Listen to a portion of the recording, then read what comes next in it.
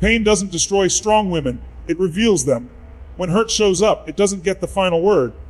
What follows is not silence or surrender, but a powerful response that turns wounds into wisdom and setbacks into strength.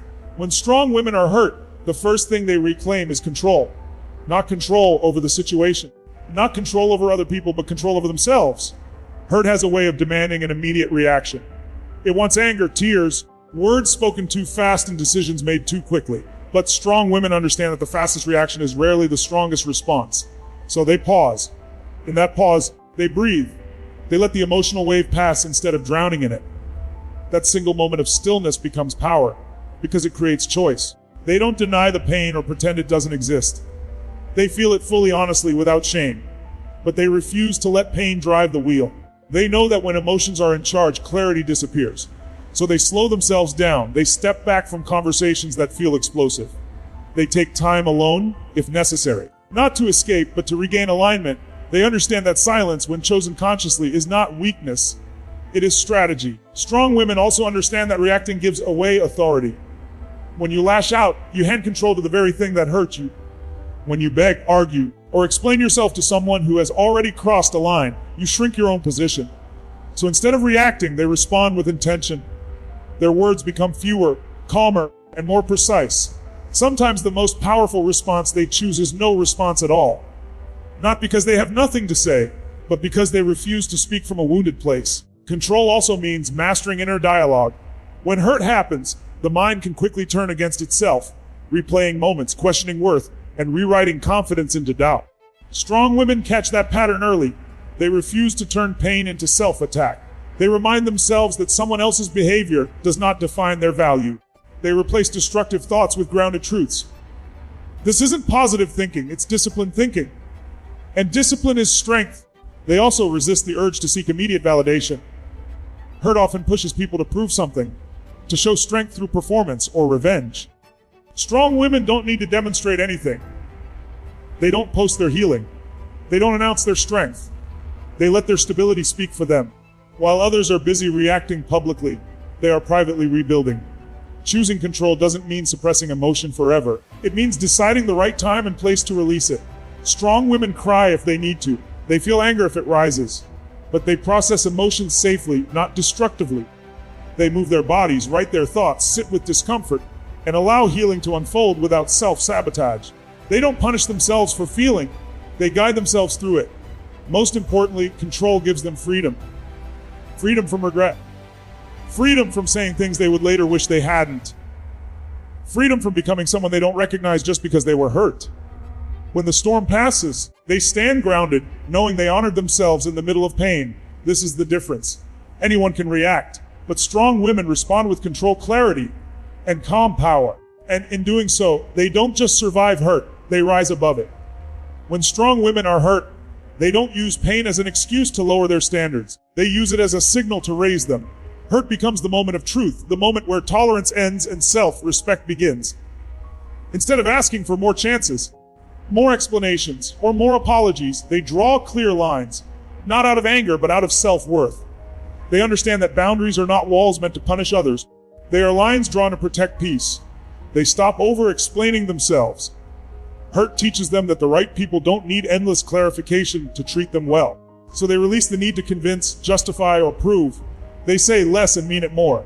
Their no becomes complete without guilt attached. Their silence becomes intentional, not confused.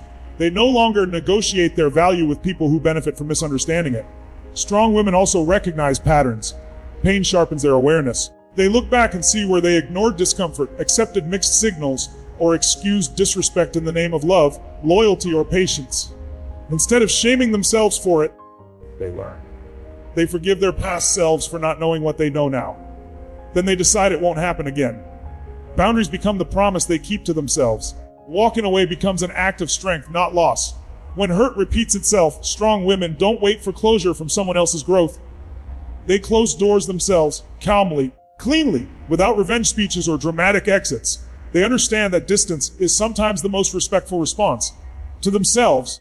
Letting go doesn't mean they didn't care. It means they care enough about themselves to stop bleeding for someone else's comfort. Self-respect also shows up in what they no longer tolerate internally. They stop romanticizing struggle. They stop calling anxiety, passion, and inconsistency depth. Hurt strips illusions away. What remains is clarity. They choose peace over potential, consistency over intensity, and truth over fantasy. This isn't settling. It's selecting better. Strong women don't fear being labeled difficult, cold, or changed. They accept that boundaries will disappoint people who benefited from the absence of them. They understand that growth often feels like distance to those who cannot follow. So they let go of the need to be liked at the expense of being respected. Approval loses its grip when self-respect takes root. They also learn that not everyone deserves access. Access becomes earned, not assumed. Time, energy, emotional availability. These are no longer given freely. They are invested wisely. Hurt teaches them discernment, and discernment brings peace. Most importantly, boundaries restore their power. Power to choose who stays. Power to decide what continues. Power to protect their emotional space without apology. Strong women don't build boundaries to shut the world out. They build them to let the right experiences in. This is how hurt transforms into strength. Not through confrontation, not through control over others, but through self-respect so solid it no longer needs permission. When strong women are hurt, they don't stay trapped in the story of what happened. They use the pain as a turning point, not a resting place. Instead of replaying the wound, they redirect the energy. What once drained them now becomes fuel.